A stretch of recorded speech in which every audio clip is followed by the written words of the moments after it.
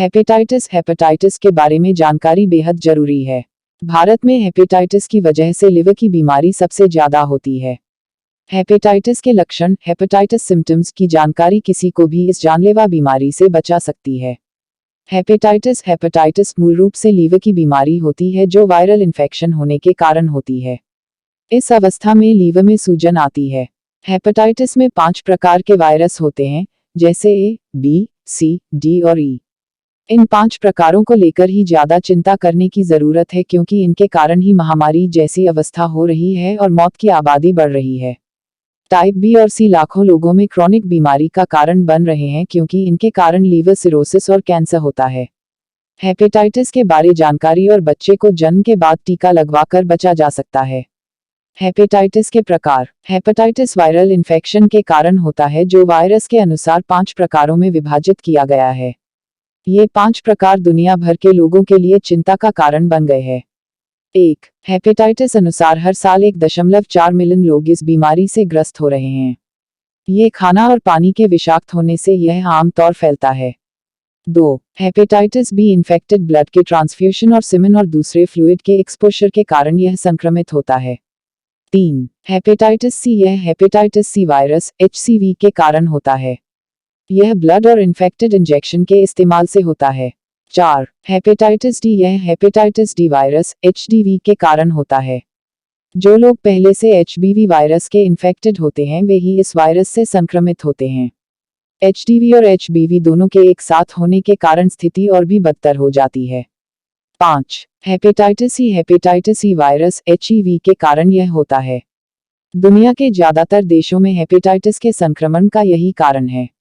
यह विषाक्त पानी और खाना के कारण ज्यादा होता है। अक्यूट हेपेटाइटिस अचानक लीवर में सूजन होता है, जिसका लक्षण 6 महीने तक रहता है और रोगी धीरे धीरे ठीक होने लगता है। HAV इन्फेक्शन के कारण आमतौर पर अक्यूट हेपेटाइटिस होता है। एक्चुअली लिवर के जो प्रॉब्लम्स अभी बढ़ रहे हैं, ये सब मॉडर्न लाइफस्टाइल्स के इफेक्ट रहता है। शुगर के पेशेंट्स को ज्यादा फैट डिपॉजिट होता है लिवर में, तो वो एक कारण है जो इंक्रीज होने वाला है अगले 10-15 साल में। जैसे इंडिया में डायबिटीज का बर्डन बढ़ रहा है, उसके वजह से। उसके ऊपर आप देख लीजिए हेपेटाइटिस बी, हेपेटाइटिस सी का भी इफेक्ट्स रहते हैं। हेपेटाइटिस सी और भी खतरनाक रहता है, बिकॉज उसका इफेक्ट बहुत जल्दी होता है, बट आजकल उसका पूरा मेडिकल इलाज भी होता है अगर बराबर समय पे डायग्नोज होता है। Hepatitis B usually mother to child रहता है, लेकिन अपना गवर्नमेंट का वैक्सीनेशन प्रोग्राम और ये सबसे hepatitis B mother to child जो ट्रांसमिशन वो धीरे धीरे कम होते जा रहा है। प्रीवियसली ब्लड ट्रांसफ्यूजन की वजह से होता था, अभी आजकल नाको वगैरह टेस्टिंग रहते हैं, तो स्टैंडर्ड ऑफ ब्लड ट्रांसफ्यूजन भी अच्छे से हो गया है, तो ट्रांसमिशन ऑलमोस्ट 0 के बराबर होता है। फिर भी अनप्रोटेक्टेड जो सेक्स होता है सेक्स वर्कर्स के साथ, इसके कारण होता है। हस्बैंड टू वाइफ भी हो सकता है, कभी कभी हेल्थ वर्कर्स में भी होते हैं, क्योंकि अनडायग्नोज पेशेंट में अगर नीडल से प्रिक हो गया उंगली पे, वैसे होता है। तो अराउंड 20% लोगों को कुछ लॉन्ग टर्म लिवर में इफेक्ट रहता है, और उसमें से स्मॉल परसेंटेज जो लोग रहते हैं उनमें फिर लिवर फेलियर, लिवर जो साइज रहता है वो श्रिंक हो जाता है। और जैसे आपको मालूम रहेगा कि अल्टीमेटली सब लिवर डिजीज जो रहते हैं अगर क्रॉनिक रहते हैं यानी कुछ समय के लिए रहते हैं, तो लिवर धीरे धीरे श्रिंक होता है, छोटा हो जाता है, उसमें फिर पानी निकलता है पेट में, पैरों में, और धीरे धीरे पीलिया फिर आती है। फिर वो एंड स्टेज लिवर डिजीज जो है उसको बोला जाता है। राइट। एक्चुअली अगर आप देखेंगे 2 प्रकार के हैं, अगर ब्रॉडली स्पीकिंग आप देखेंगे। अक्यूट जो बोलते हैं यानी सडनली जो आ जाती है, और क्रॉनिक है जो कई महीनों या कई सालों से चालू रहता है। तो जो लोग दारू पीते हैं ज्यादा, जिनका क्रॉनिक लिवर डिजीज जो हम बोलते हैं वो कई सालों यानी 5-7 साल कभी कभी उनका प्रॉब्लम्स रहते हैं। अक्यूट जो है यानी सडनली जो होते हैं वो अलग है, वो हेपेटाइटिस ए और हेपेटाइटिस ई वायरस की वजह से यूजुअली होता है। तो वो हमारे खाने पीने में ये सब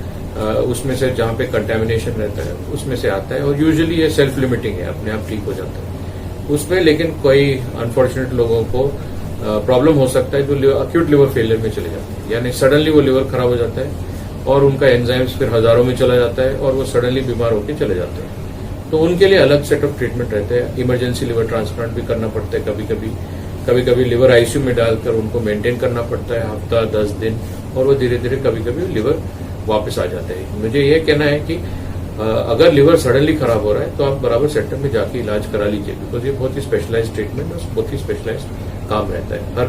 हर जन के पास उतना जानकारी नहीं है, और पेशेंट के लिए ज्यादा समय नहीं रहता है। तो एक्चुअली आप देखेंगे धीरे धीरे जैसे हमारा सोसाइटी एक दूसरे के बारे में ज्यादा सोचने लगते हैं। पहले क्या लोग अपने बारे में ही सोचते पहले, तो आजकल वो धीरे धीरे वो ट्रेंड चेंज हो रहा है। आप देखेंगे मुंबई पुणे में डोनेशन रेट्स अच्छे से बढ़ रहे हैं, तमिलनाडु में अच्छे से बढ़े हुए हैं पहले से। तो ये सोसाइटी का मेच्योरिटी के अनुसार होता है। धीरे धीरे हमारे यहाँ भी लोग समझ रहे हैं कि दूसरे की मदद करने के लिए ये चीज हम कर सकते हैं। तो अगर कोई मुश्किल समय जैसे यूजुअली एक्सीडेंट की वजह से होता है या सडनली स्ट्रोक होता है, ब्रेन में ब्लीडिंग रहता है और वो पेशेंट का ब्रेन फंक्शन चला जाता है, तो मेडिकल साइंस के अनुसार वो उन पेशेंट को बोलते हैं ब्रेन डेड। क्योंकि जितना भी उनके शरीर चलता रहा, हार्ट चलता रहा, गुर्दा चलता रहा, लंग्स चलते रहे, लेकिन अगर ब्रेन वापस नहीं आएगा तो सिर्फ वो एक बॉडी जो है पड़ा हुआ है और मशीन के द्वारा वो जिंदा है। उस स्थिति में कुछ कुछ स्पेसिफिक टेस्ट रहते हैं जो गवर्नमेंट के तरफ से बताया गया है कि आपको ये टेस्ट करके, सिर्फ ये टेस्ट अगर पॉजिटिव या नेगेटिव जो भी हो उसके अनुसार आप बोल सकते हैं कि ये पेशेंट ब्रेन डेड है। तो तब भी वो पेशेंट के ऑर्गन्स आप डोनेट करा सकते हैं। उसमें भी स्ट्रिक्ट क्राइटेरिया रहते हैं। यूजुअली फिट डोनर चाहिए, जिसका ऑलरेडी मेडिकल इश्यूज नहीं है, जिनका कैंसर नहीं है, जिनका दूसरे जो पुरानी बीमारियां हैं, अगर डोनेशन करेंगे उस डोनेटेड ऑर्गन्स पे असर ज्यादा नहीं होनी चाहिए। तो वैसे वाले पेशेंट डोनेट कर सकते हैं। और ये बहुत ही मुश्किल है जब एट ए टाइम सडनली हो जाता है, बिकॉज आप देखेंगे फैमिली ऑलरेडी शॉक लगता है उनको कि सडनली अब उनके लव्ड वंस को ऐसे प्रॉब्लम हो गया। तो बेटर है पहले से, अगर जैसे ऑर्गन डोनेशन के जो सेंटर्स रहते हैं, आज आप जाके अपना पहले से साइन करके बोल सकते हैं कि अगर मुझे कुछ हो गया तो मैंने फैसला तैयार किया है कि मैं ऑर्गन डोनेट करने के लिए पहले से तैयार हूं। तो अगर वैसा है तो इमीडिएट फैमिली को उस समय ये एडिशनल ट्रॉमा या एडिशनल डिफिकल्ट चीज जो है, डिफिकल्ट फैसला लेना उस समय जरूरत नहीं होती है। तो एक्चुअली अच्छी बात यह है लिवर के कि उसका ड्यूअल ब्लड सप्लाई है। एक तो आर्टरी का सप्लाई होता है जो हेपेटिक आर्टरी बोलते हैं, यानी लिवर का अराउंड 30-40% ब्लड सप्लाई वहां से आती है, और पोर्टल वेन जो बोलते हैं, जो पूरा आंतरिक का ड्रेनेज वहां पे लिवर में जाता है। तो जितना भी आप थ्रोम्बोसिस वगैरह जो बता रहे हैं, यस अक्यूट कोविड में सब प्रॉब्लम्स आ रहे थे, लॉन्ग टर्म कोविड में भी हो सकता है कि कुछ कुछ ब्लड वेसल्स सब नाजुक हो रहे हैं, बट जनरली लिवर पे उतना असर नहीं होता है अभी, एटलीस्ट फिलहाल जो हमने देखा है। गॉल ब्लैडर पे यस कुछ कुछ लोगों को गॉल ब्लैडर सड़ जाता है क्योंकि सडनली वो ब्लॉक हो जाता है, बट जितने भी हमारे प्रैक्टिस में देखे, लिवर का कोविड का असर ब्लॉकेज की वजह से उतना खास नहीं है। तो आप जो पूछ रहे हैं एक्चुअली लिविंग डोनर के बारे में पूछ रहे हैं, तो हमारे इंडिया में आजू बाजू कंट्रीज में आप देखेंगे, कोरिया में, जापान में, चाइना, ताइवान वगैरह में हमको डोनेट करना कुछ रिलीजियस रीजंस रहते हैं, नहीं कर सकते, कुछ सोशल रीजंस रहते हैं, नहीं कर सकते डेथ होने के बाद, यानी ब्रेन डेड होने के बाद। तो ये लिविंग डोनर ट्रांसप्लांटेशन, ये सब शॉर्टेज ऑफ लिवर ऑर्गन्स के लिए ये तैयार किया गया है। अभी ऑलमोस्ट 30-35 साल हो गए फर्स्ट लिविंग डोनर ट्रांसप्लांटेशन जो किया गया था, जो अच्छे से हुआ था, और अभी ये एस्टेब्लिश्ड ट्रीटमेंट हो गया है। और इंडिया में करीब 1500 ट्रांसप्लांट्स टोटली साल में होते हैं, उसमें से 70-80% लिविंग डोनर रहते हैं। लिवर का ये खूबियत है कि अगर आप उसको डिवाइड करेंगे ब्लड सप्लाई और ग्रोथ के अनुसार, वो जो जन वो दे रहे हैं, डोनेट कर रहे हैं, उनका 70-80% 2 हफ्ते में आता है, और जिनको मिल रहा है उनका भी 70-80% वापस आ जाता है। तो मदर अपने चाइल्ड को डोनेट कर सकते हैं, ब्रदर अपने फादर या मदर को डोनेट कर सकते हैं। तो काफी सारे प्रॉब्लम्स जो रहते हैं, अगर लिविंग डोनर है और डोनर अगर फिट है, बाकी क्राइटेरिया अगर फुलफिल कर रहे हैं, तो डेफिनेटली लिविंग डोनर हमारे पॉपुलेशन के लिए, जो लिवर डिजीज से सफर कर रहे हैं, जिनका कडावर नहीं मिल रहा है, तो ये एक्चुअली बहुत ही प्रैक्टिकल और बहुत ही आजकल बहुत ही सेफ ट्रीटमेंट मोडालिटी हो चुका है। एक्चुअली हर कोई जो ये सब करते हैं, सोशल बोलेंगे, नहीं तो पीयर प्रेशर बोलेंगे, नहीं तो शॉक बोलेंगे, तो एक बार शुरू होती है तो फिर उसको बंद करना बहुत ही मुश्किल है। मेरा ये विनती है कि पहले शुरू ही मत करिए, एक बार शुरू करते हैं तो फिर उसको बंद करना मुश्किल होता है। और क्या हमारे कल्चर में ड्रिंकिंग कल्चर नहीं है। जैसे आप अगर यूरोप जाएंगे या यूएस जाएंगे, लोग 1-2 बियर के बाद बंद करके घर चले जाते हैं, तो ओवर ड्रिंकिंग नहीं होती है। हमारे कल्चर में, एशियन कल्चर में, लोग पी के जब तक जमीन पे नहीं गिरेंगे तब तक बंद नहीं करेंगे। तो यही प्रॉब्लम होती है कि वो ओवरडोज हो जाता है। और दूसरी बात है कि लिकर का क्वालिटी भी अलग है, जो इंडस्ट्रियली बना जाता है, दैट इज मोर हार्मफुल। जो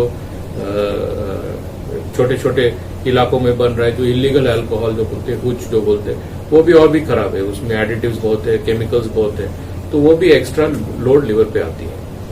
तो बेसिकली क्या होता है, एक बार आप इतना दारू पीने लगे कि वो आदत हो जाती है, 180 ml 250 ml हर रात अगर पी रहे, तो ये स्लो मोशन सुइसाइड है। आप धीरे धीरे धीरे अपने आप को मार रहे हैं और साथ में फिर परिवार को भी साथ में ले जा रहे हैं। तो अल्टीमेटली क्या होता है, लिवर बोलेगा ठीक है इतना हम मैनेज कर सकते हैं, फिर आदमी और पिएगा क्योंकि उसका नशे का नहीं आ रहा है, और पीते जा रहा है और पीते जा रहे हैं। उसके साथ फिर कुछ दूसरे दवाई फिर साथ में ले जाते हैं, तो धीरे धीरे लिवर सूजन होती है। एक बार वो सूज जाता है, फिर बोलता है भाई इससे ज्यादा हमसे नहीं हो रहा है, और वो श्रिंक हो जाती है।